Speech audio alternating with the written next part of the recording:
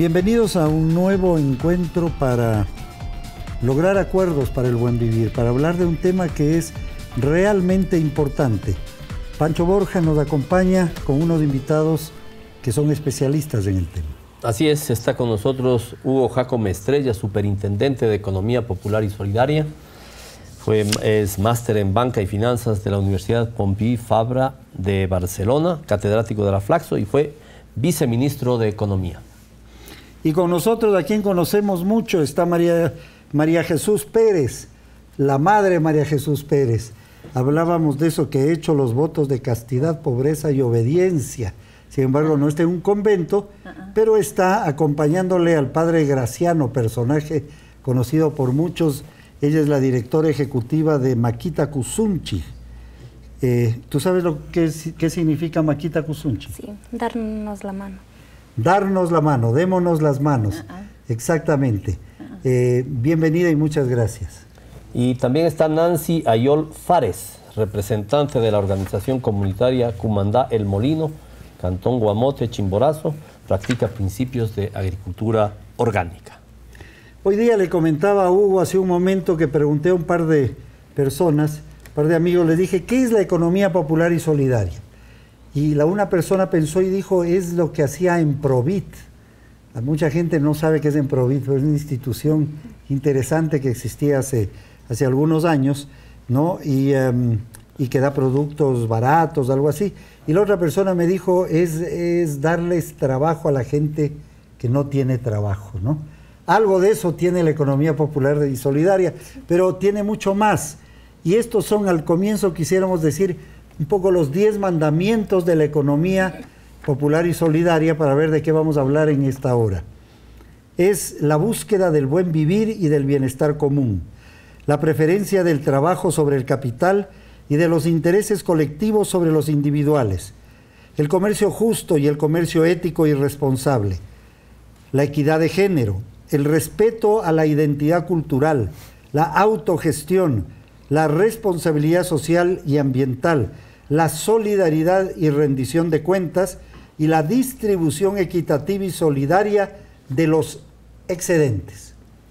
Pero esto que suena tan bonito, ¿cómo se lo hace en realidad? Antes de iniciar el diálogo, quisiéramos compartir con ustedes un video que lo dice todo. Yo no sé si estás de acuerdo, Hugo, pero yo creo que Makita Kuzunchi es un buen ejemplo de un ejemplo exitoso de lo que es una institución que trabaja en la economía popular y solidaria.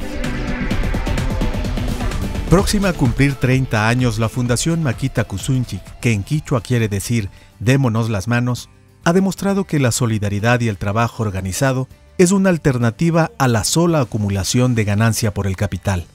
De una comercialización barrial, ha pasado a convertirse en una gran red de 365 organizaciones sociales, actuando en casi todas las provincias del país, bajo 3 grandes empresas. Agromakita, exportación de cacao. Makita Solidaria, alimentos agroindustriales y artesanía. Operadora de turismo Makita, turismo responsable comunitario. El núcleo organizativo de Makita está en la parroquia Quito Sur de la capital ecuatoriana. Aquí se vive el cambio de matriz productiva. En una planta industrial piloto se enseña cómo dar valor agregado y transformar la cosecha de los campos.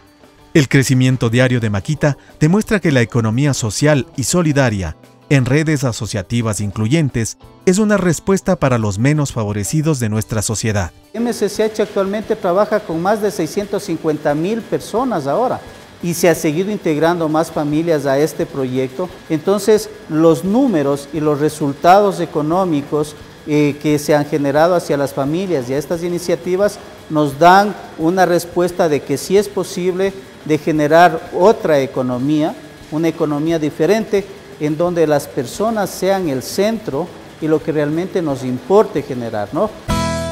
El ser humano por encima del capital. Productos de calidad, certificaciones de exportación, vínculos regionales y continentales de economía social y solidaria. Sin duda alguna, al menos para mi manera de entender las cosas, este es un modo de producción excelente, ideal, es así como debiera gestarse la vida cotidiana entre los ciudadanos de un país. Sin embargo, tengo una duda, Hugo, y es ¿de qué montos hablamos? ¿Cuánto pesa este tipo de economía en el PIB, por ejemplo, en la economía del país o de algún otro país que estuviese más desarrollado en estos temas?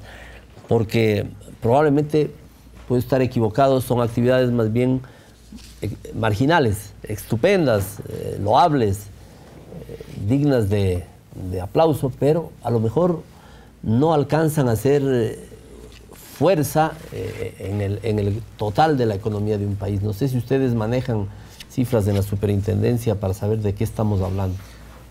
Sin duda alguna, esa visión de que la economía popular y solidaria es una economía pequeña y marginal, me parece que en el caso del Ecuador y en muchos países de América Latina y del mundo ya no es válida. Digamos, la economía social y solidaria es una economía boyante, grande, que aglutina una gran cantidad de actores.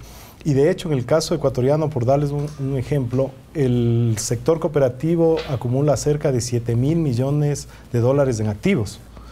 Genera más de 300.000 puestos de trabajo y está muy vinculado sobre el tema de producción, especialmente agrícola en muchos de los casos, y el cual permite ser el proveedor de más del 60%, 70% de los productos que consumimos aquí en el Ecuador.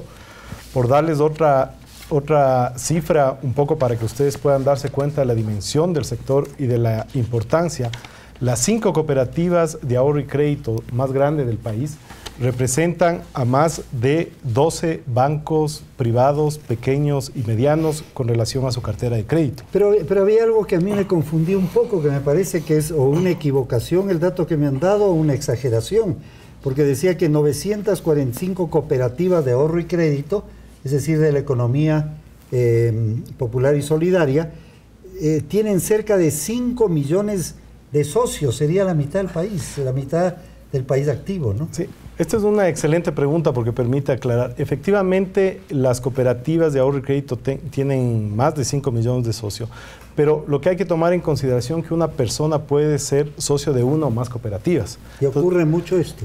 Y ocurre, sí, digamos, hay muchas personas que son socios de 2, 3 cooperativas, especialmente en ahorro y crédito, justamente por diversificar sus fuentes de financiamiento o de ahorro, dependiendo de sus necesidades.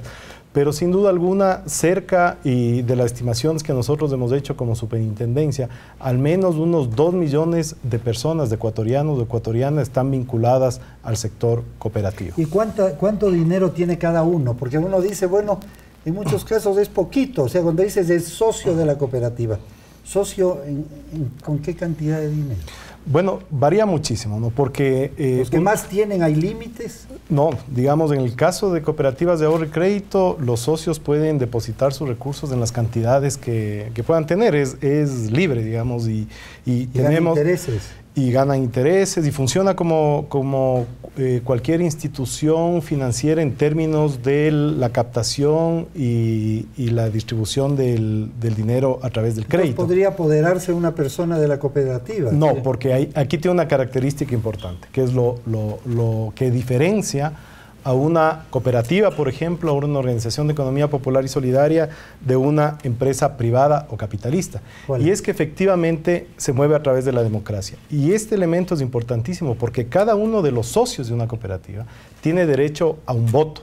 Y eso hace que las decisiones sean democráticas, indiferente del capital que se tenga aportado a la cooperativa. Entonces, o sea, ese tenga es un 10 millones o tenga 10 millones o 100 dólares o 5 dólares, tienen la misma fuerza en la toma de decisiones de la organización, y eso hace que el principio de democracia se cumpla en este tipo de organizaciones. ¿Cómo se articula, por ejemplo, estas cooperativas con una entidad como Makita Kuzunchik?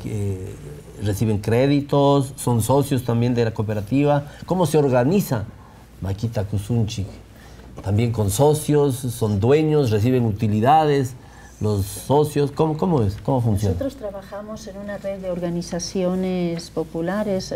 Cada una tiene su personería jurídica como asociación, corporación, cooperativas. Y lógicamente que también para la producción y para la acopio y venta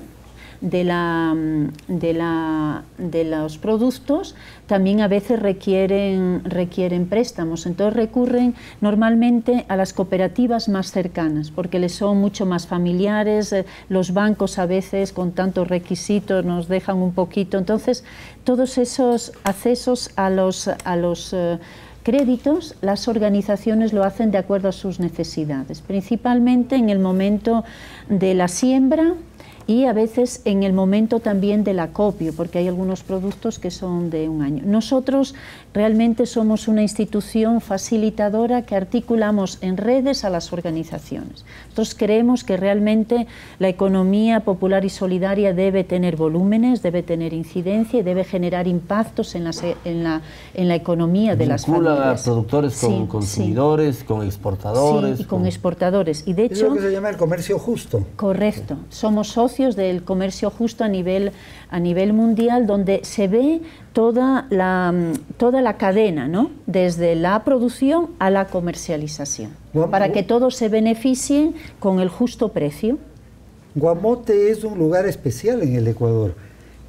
Posiblemente Nancy no habrá vivido esas épocas de enorme injusticia, porque es muy jovencita, a los 23 años ya es dirigente en su cooperativa. ¿Cuál es la realidad en Guamote? Esto ha cambiado mucho la vida del pueblo de Guamote. Sí, la economía, bueno, ñuka Xutimican, Nancy Ayol, ñuka Michamuni, provincia de Chimborazo, Cantón Guamote, comunidad Comanda el Molino Manta, ñuka Micani contento porque ñuka cani indígena, trabajas para producir cani quinoata. Buenos días, mi nombre es Nancy Ayol. Vengo de la provincia de Chimborazo, Cantón Guamote, de la comunidad Comanda el Molino. Estoy orgullosa de estar aquí con ustedes. Y para mí la economía social y solidaria nos ha devuelto la oportunidad de soñar para mejorar nuestras vidas, para vivir bien, en donde hombres, mujeres, jóvenes, niños, adultos, tenemos las mismas oportunidades para trabajar, para estudiar, para liderar a las organizaciones y tomar decisiones también. Cuéntanos un poco cómo funciona la organización, cuántos socios tiene, está jerarquizada, tiene un directorio, un director, un jefe, los otros, ¿qué hacen, qué producen? En fin, cuéntanos un poquito. Bueno, yo creo, te voy a interrumpir, porque nos dicen que nos vamos a un corte este momento y comenzamos con la respuesta a esta pregunta. Yo tengo también mucho interés que Nancy nos cuente en qué consiste el trabajo de la economía popular y solidaria en Guamote, que por cierto, ¿cómo se diría en quichua? Economía popular y solidaria. ¿Cómo se dice? Ñukanchikman alli kushkikunata mañachishkamanta. Bien. Ñukanchik kawsaypa. Regresamos enseguida.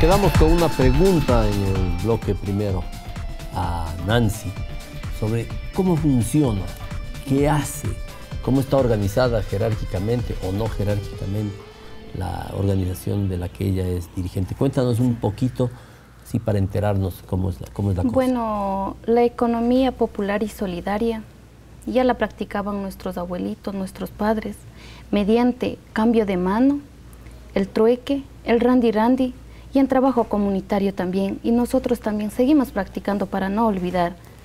Un ejemplo pongamos de la producción de la quinoa. En la producción de la quinoa trabajamos 29 socios, solo mujeres. Huarmicuna, Ñukanchi esfuerzo. Trabajamos solo mujeres con nuestro esfuerzo. En la siembra trabajamos en conjunto las mujeres. Y en la cosecha también hacemos una minga comunitaria. Hacemos una pamba mesa para servir nuestros alimentos, para consumir, porque nosotros como mujeres trabajadoras trabajamos en el campo y eso consumimos nosotros. Y además, ¿truecan esa quinoa o la venden también? Ajá, ya.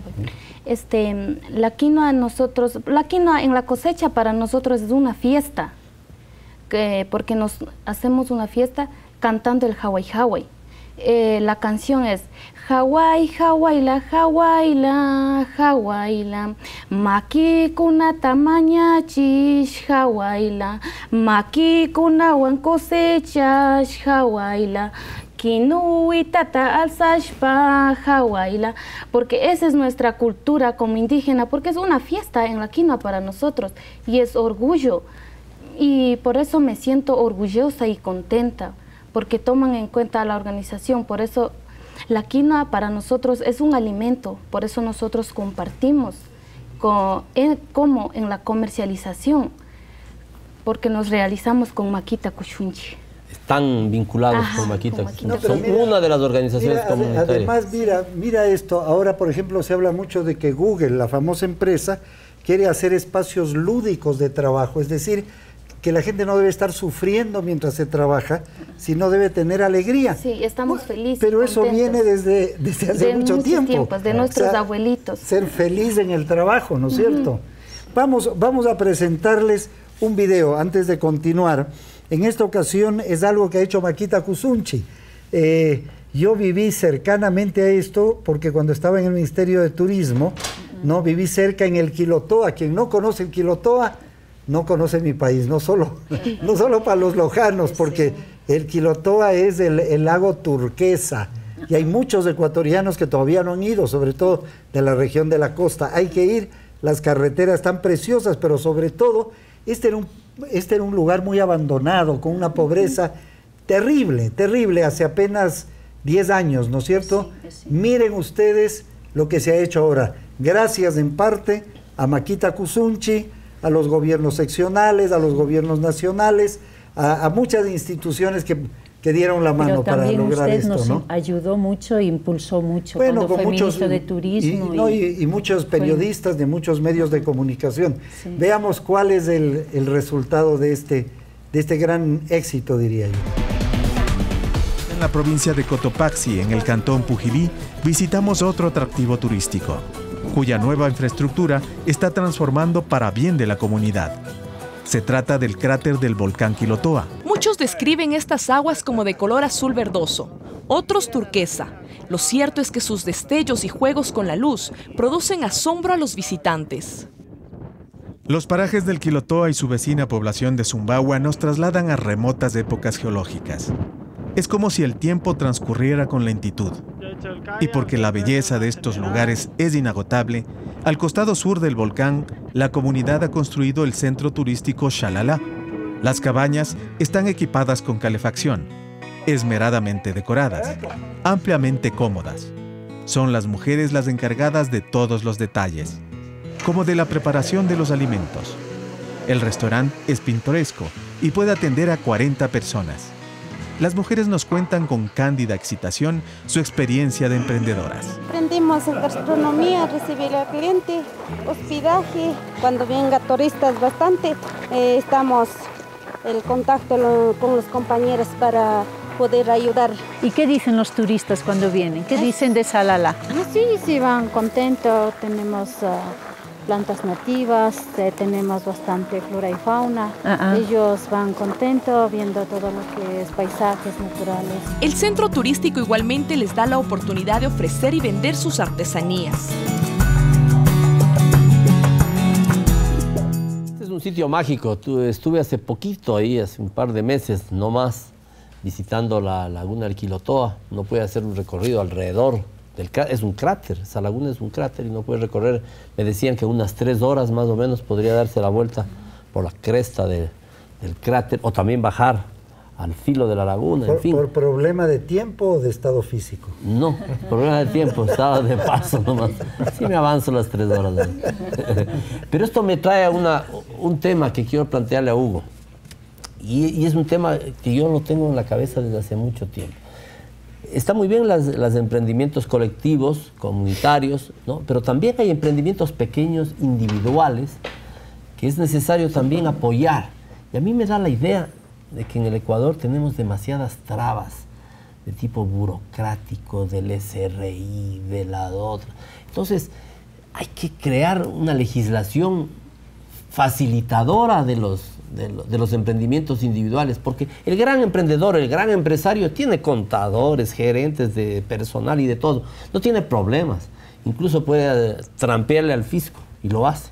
Me parece. Pero el pequeño lo que dice tiene terror del SRI, del fisco, del Ministerio de Finanzas, de la Intendencia, y no emprende por miedo. Entonces yo creo que hay que arrasar con todos esos problemas, esas dificultades y esas trabas. Yo creo que uno de los elementos importantes que el Estado ha hecho grandes esfuerzos en los últimos años es tratar de primero reconocer al sector de la economía popular y solidaria que antes estaba invisibilizado. Y ese reconocimiento da un cambio cualitativo muy importante. De antes que se le veía o se le visibilizaba como un sector informal, y como informal debería estar casi escondido y corrido por las autoridades, exacto, por la ilegalidad, hacia reconocerles y buscar unos mecanismos que permitan una inclusión económica y en los procesos productivos y sociales de manera adecuada. Y obviamente el Estado ha hecho varios esfuerzos en ese sentido. El SRI, por ejemplo, en los mecanismos de sistemas simplificados de tributación, han coadyuvado muchísimo en ese sistema. Y de hecho, cada vez más la preocupación es cómo las instituciones públicas podemos buscar mecanismos para que puedan acceder de mejor manera.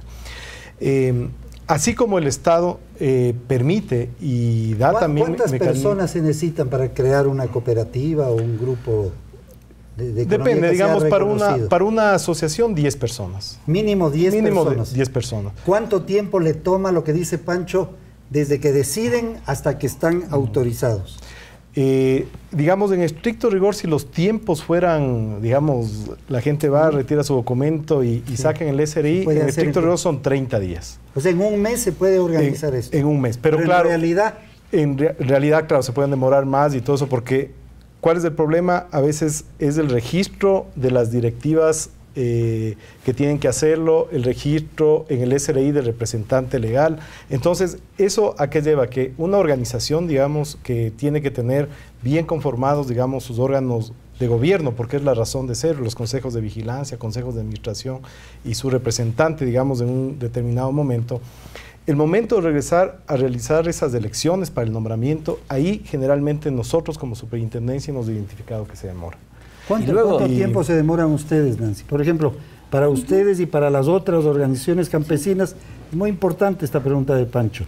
Es fácil, porque la gente normalmente dice, sí, lindo, ¿no? Como dice el presidente, en PowerPoint todo está perfecto, dice, pero en la realidad no es un mes, es muchísimo más. ¿Cuál es la experiencia de ustedes? Cuando vemos en la quinoa, nosotros sembramos y cosechamos en los 8 a 7 meses. Y eso nosotros comercializamos con Makita Kuchunchik, y gracias a ellos nosotros tenemos una vida mejor. ¿Por qué? Porque ellos pagan precio justo y peso justo. Porque antes nuestros abuelitos, nuestros padres, tenían la comercialización así en Guamote, por ejemplo, de mi tierra. La feria esa. En Guamote, sí. ¿Y qué ha pasado ahí en Guamote? Sacamos la quinoa a vender en el mercado de Guamote. Tienen una balanza excesa, porque no tiene el peso justo, porque nosotros estamos muy orgullosos y contentos, porque Makita Kuchunchik nos ayuda mucho. Ya, pero la pregunta era otra. ¿La organización, el legalizarle a la cooperativa, les ha sido fácil o complejo el hacer los trámites para que la cooperativa de ustedes funcione bien? ¿O no tienen cooperativa todavía? No tenemos cooperativa en la comunidad nosotros. Bueno, pues ya sabes, para hacer los trámites de tu amigo. Gracias. En este tema, perdona, Freddy, como tenemos así, sí, como ahora todas las que tienen actividad económica tienen que registrarse en la super de Economía Popular y Solidaria, sí hay una aglomeración, creo, de trámites y sí hay una demora. ¿Cuánto se demoran? Tú que sabes casos de gente que quiere. Bueno, por ejemplo, el Centro Turístico de Poza Honda a los 8 meses logró el registro. O sea, les tomó 8 meses. 8 meses. No hay que cambiar uno, no es, ¿no? yo creo que sí, es lo más, y en este eso. momento tenemos 3 centros de acopio que no pueden legalizarse. ¿Por qué? Yo creo, porque todo viene a Quito. Entiendo que así nos han dicho en provincias. Entonces, claro, en Quito se acumula todo ese registro de organizaciones que nosotros, incluso cuando nos visitó el vicepresidente, le suplicamos de agilizar los trámites, porque claro, es partir de cero. Unas estaban registradas en un ministerio, otras en otras. Entiendo que le ha venido todo a la super, y entonces, claro, para evacuar todo este trabajo acumulados, pero si hay un problema. El problema de los trámites es complejísimo. El presidente está le personalmente... desespera al presidente. Así es. Sí. Y además le quiero agradecer mucho a las personas que nos están escribiendo a hashtag Acuerdo Buen Vivir. Es muy importante lo que ustedes nos digan, y también el agradecimiento a este programa, además de salir en Canal 7, donde está siendo grabado este momento, es retransmitido por más de 20 canales regionales. Entonces, el mundo campesino rural, que es muy importante en este tipo de trabajo, posiblemente va a estar bien informado de lo que se diga ahora. ¿Qué podemos hacer? Se nos acabó el tiempo, pero también digo lo mismo, Pancho, para comenzar con Hugo. Concretamente, ¿cómo le bajamos los 8 meses a 1 mes? Para que esto funcione de verdad.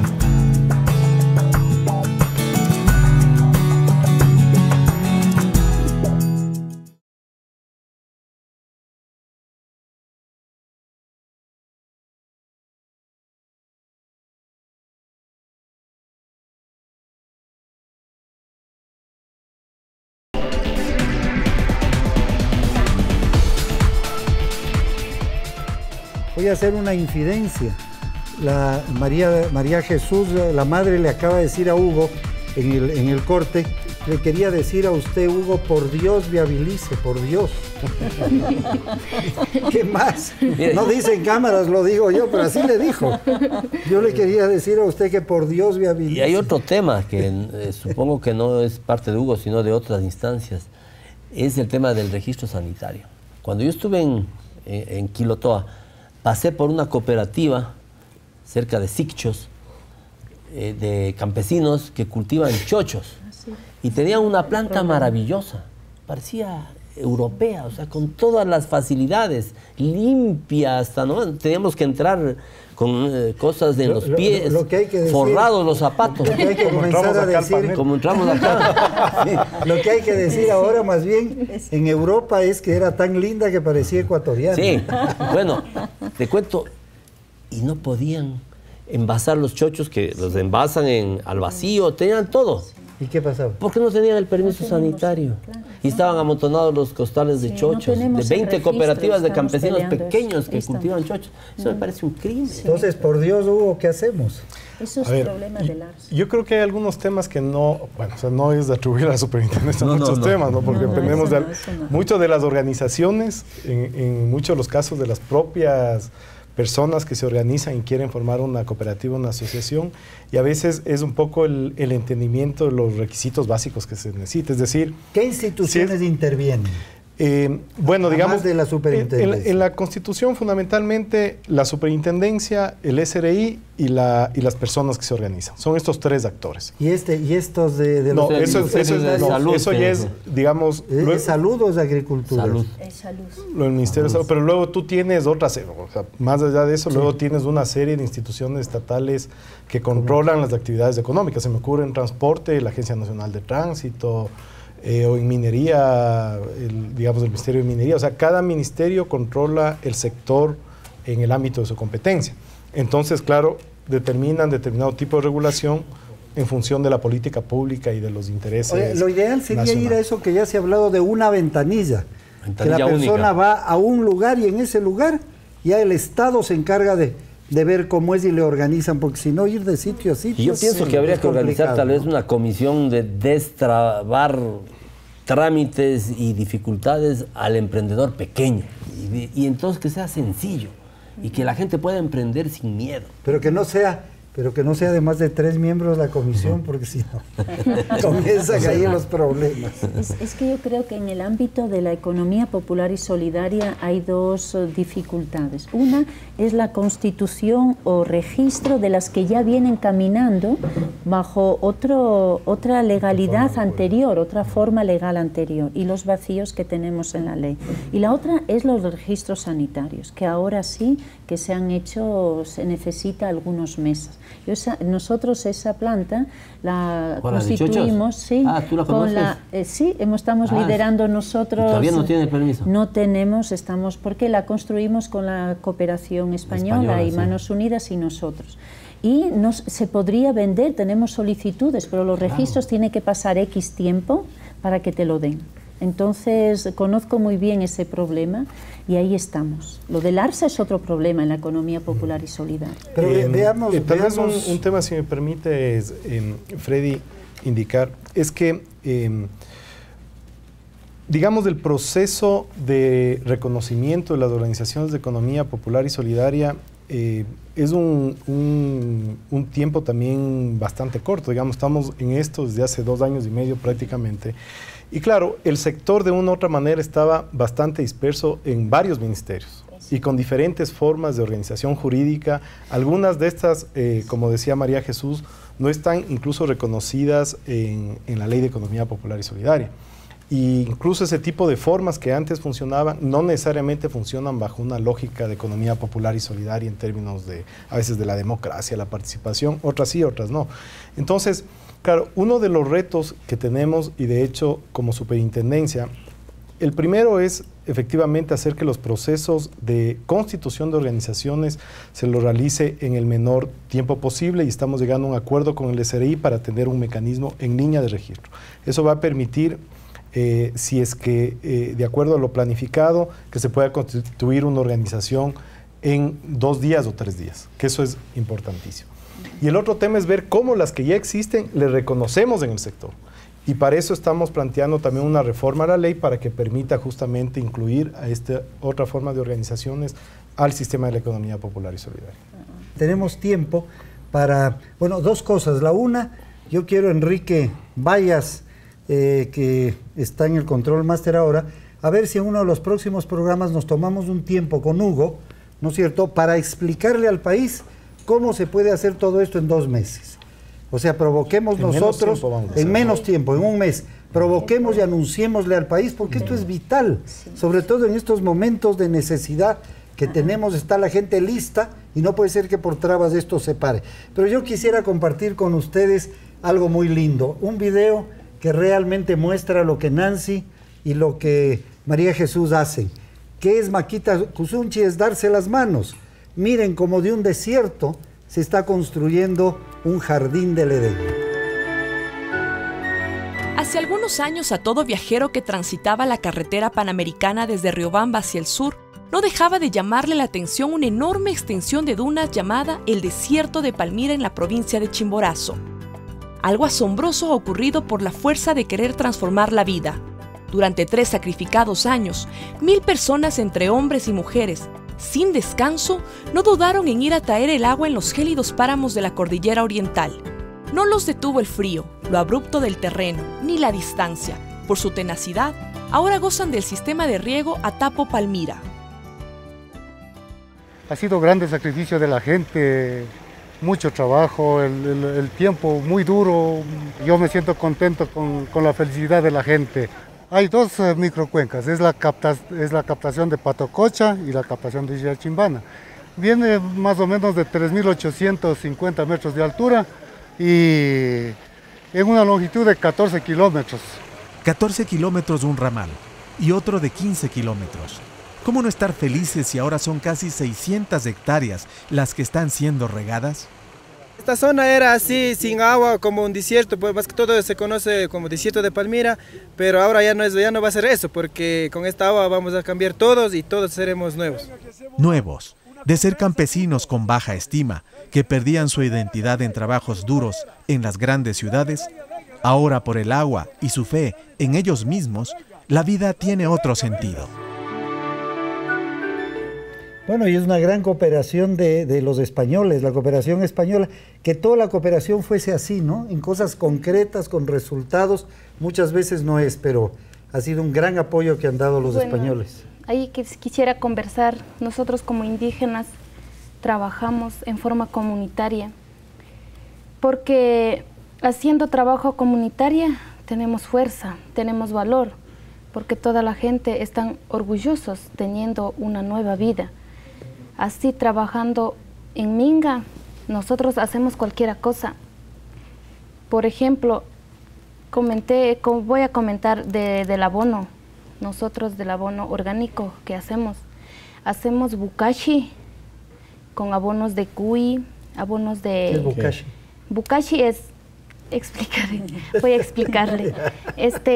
Bukashi nosotros hacemos en el campo es con abono de cuy, ponemos los desperdicios, pero que sean de hortalizas, y nosotros le tapamos con un plástico para que lo fermenten, y luego de fermentar nosotros con la lampa, como decimos, pala, le damos la vuelta para que se haga ñuto, y ese abono nosotros ponemos en la tierra, la madre tierra, porque es nuestra protectora, porque en la tierra nosotros podemos cultivar y producir nosotros mismos, porque muchas de las veces muchas gentes campesinas, indígenas, salen a la migración.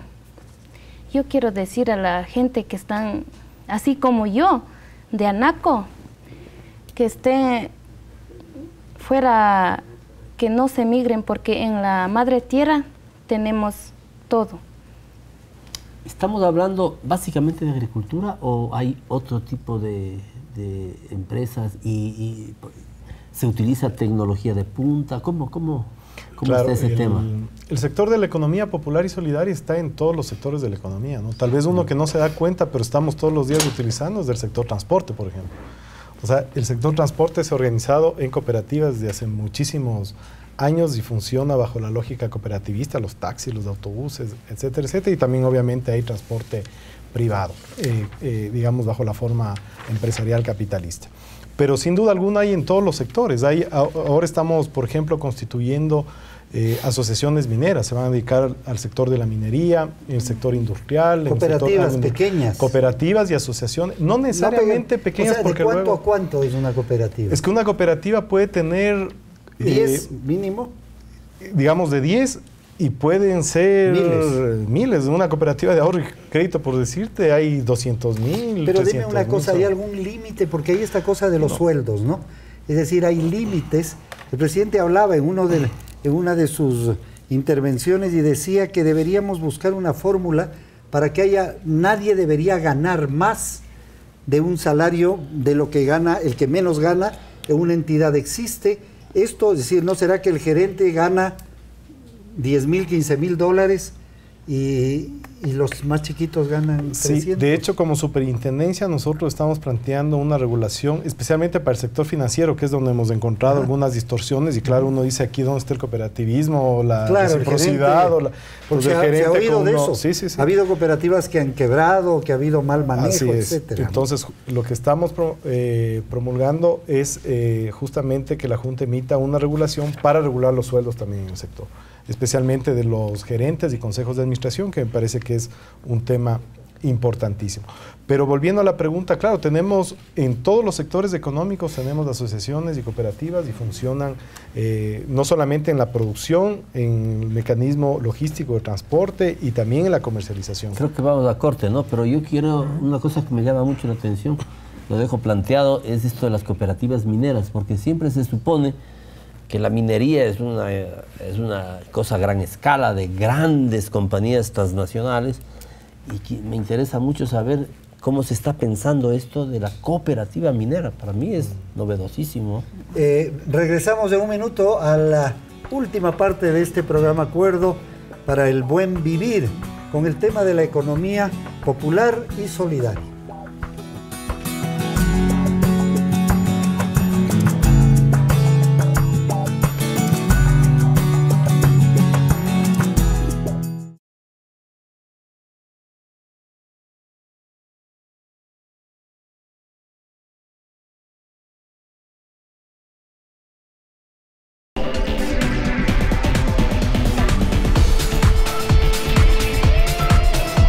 Esto de la minería, de la cooperativa de cooperativas mineras, me llama mucho la atención porque siempre se ha tenido la idea de que la minería informal es nociva, es contaminadora, aquellos mineros individuales o que se juntan entre algunos. Es que estos serían poquitos pero formales. Claro, claro. Ya no para hacerlo de manera informal, antitécnica, contaminante. Esa es la idea que tenemos de los pequeños mineros. Y tenemos la idea de que las grandes corporaciones mineras transnacionales pueden eventualmente, si son exigidas, establecer parámetros de poca contaminación, o sea, técnicos de gran calidad en la explotación de la mina. Bueno, yo lo diría, no creo que es la especialidad de Hugo, ¿no? Pero hay quienes dicen que es imposible hacer minería sin contaminar. Claro, digamos, en términos generales, la minería contaminar más o menos. Su huella ecológica, sin duda alguna. Pero ¿cómo es la cooperativa de mineros? No, lo que pasa es que uno puede tener una asociación, una cooperativa, porque es la voluntad de las personas para hacer una actividad económica y producir. Ahora, claro, el sector donde se desenvuelven y donde ejercen esa actividad económica, por supuesto deben cumplir las determinadas regulaciones que establece el Estado. Y en el caso de la minería, obviamente la concesión del espacio para producción, digamos, la extracción minera, lo da el Ministerio, en este caso de ramo, que sería el Ministerio de Minas. En ese caso, estas organizaciones que se forman deben cumplir ese tipo de regulaciones que son también estrictas. Entonces, de todas formas, para el sector, pensando, digamos, ahora en voz alta, para el sector minero es mucho mejor que estas formas de organización de la minería que tú dices como informal, que puede ser contaminante, es mucho mejor que esté organizada en una personalidad jurídica. ¿Hay casos? De hecho, nosotros tenemos algunas asociaciones ya constituidas y que obviamente estamos esperando el permiso de funcionamiento del ente de control, digamos, para que puedan ejercer la actividad. Pero claro, eso les permite al Estado también ejercer un proceso también mucho más, llamémoslo así, puntual de control para que obviamente mitigar justamente los daños que se pueden dar de una explotación o una extracción que pueda ser no antitécnica o nociva para el ecosistema o también para las personas. María. Pero en general, solamente para determinar, toda actividad económica puede ser parte, o las personas pueden organizarse para ejercer ese tipo de actividad. María Jesús, ¿cuánto tiempo estás trabajando tú en esto aquí en el Ecuador? 31 años. 31 años. Y en el MSCH desde el inicio.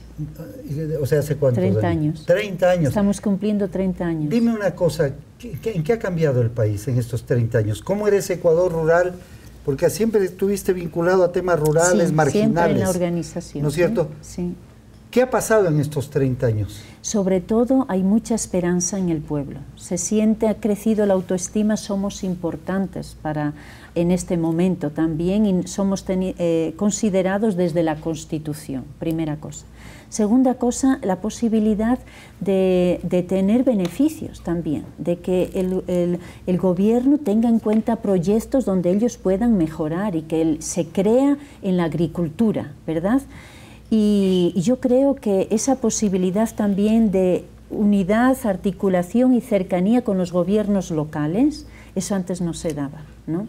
Entonces ahora con toda la participación en los GAPs ha sido para mí una de las estrategias muy importantes para que no vayamos haciendo proyectitos sueltos, sino articulados, orientados a impactos territoriales. Algo que me interesaría a mí es saber cuál es el sueño de Nancy. ¿Cómo ve Nancy de aquí a 20 años del país? Cuando Nancy no tenga 23, sino 43, ¿cómo quisiera que sea el Ecuador, Guamote, Chimborazo, el mundo? Bueno,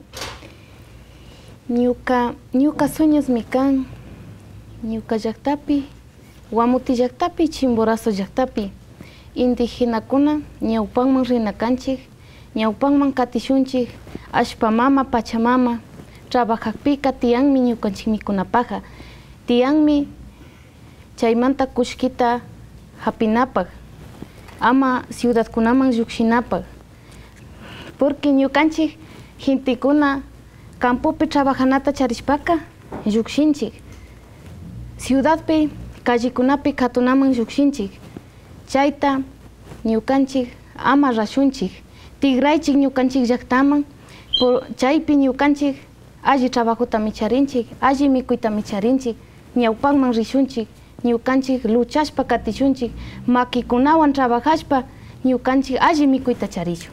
Creo que los miles de personas, calculamos que cerca de 100.000 personas ven este programa, quisieran saber en español la traducción de lo que tú nos has dicho. A veces me da una vergüenza tan grande, ¿no? Que los indígenas hablan español y nosotros no sabemos hablar bien el idioma primario. Bien primero. ni mal. Ni bien ni mal. No sabemos, ¿no? Quisiera decir, para nuestro futuro como indígenas, debemos seguir adelante en Chimborazo, en Guamote, porque nuestra madre tierra, nuestra Pachamama, es una protectora para nosotros. Trabajando con estas manos luchadoras, especialmente dignas, nosotros podemos seguir adelante. Por eso digo, a la gente indígena a veces migran, teniendo que trabajar en el campo mismo, teniendo suficientemente lo que tenemos, salen a las ciudades. Y yo quiero invitar a la gente que me están viendo, escuchando, que regresemos al campo para trabajar, porque ahí tenemos producir y consumir nosotros mismos. Eso quisiera decir a las personas que me están escuchando. ¿Podría decirse que esto de la economía popular y solidaria es, aparte de un modelo de producción, también una filosofía de vida? Sí.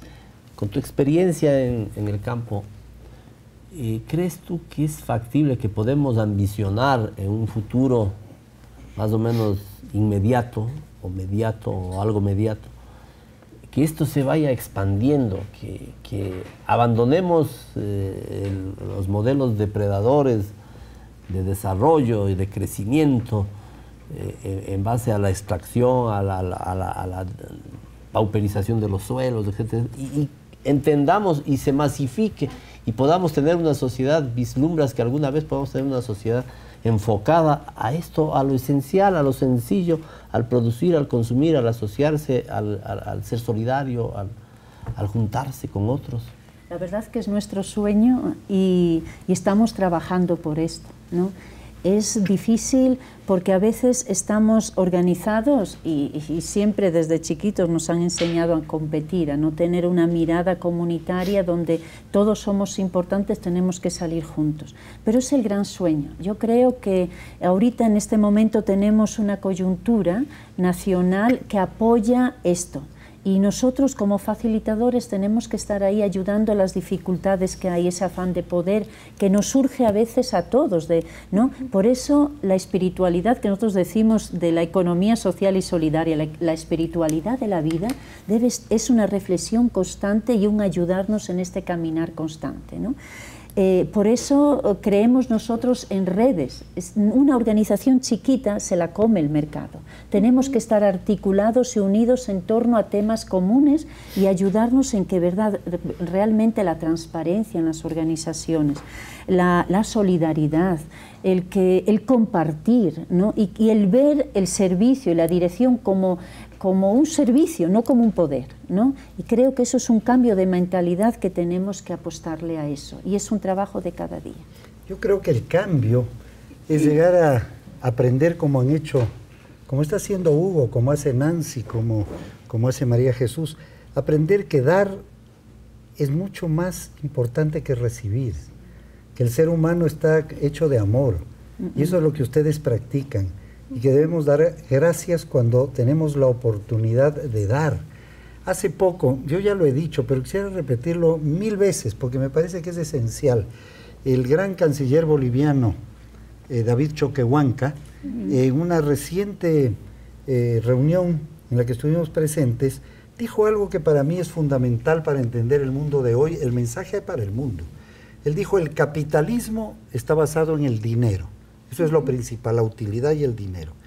El socialismo está basado en el hombre, en las personas, pero nosotros, los indígenas, dijo Choquehuanca, estamos basados en la vida. Mira qué profundidad, iba más allá de las personas.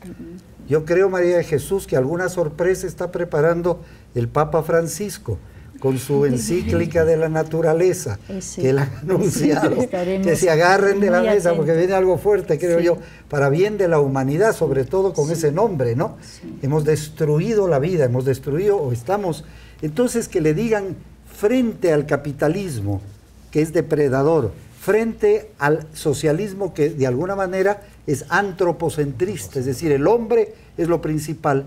Surge ahora una nueva propuesta desde la base indígena que dice la base y la esencia es la vida, no solo las personas, sino la naturaleza. En la los cumbre árboles, de los Panamá, el mensaje del Papa Francisco fue fantástico. Yo les invito a todos que busquen en el internet el mensaje que leyó el nuncio apostólico en Panamá, en la cumbre de las Américas última, que tuvo lugar en Panamá.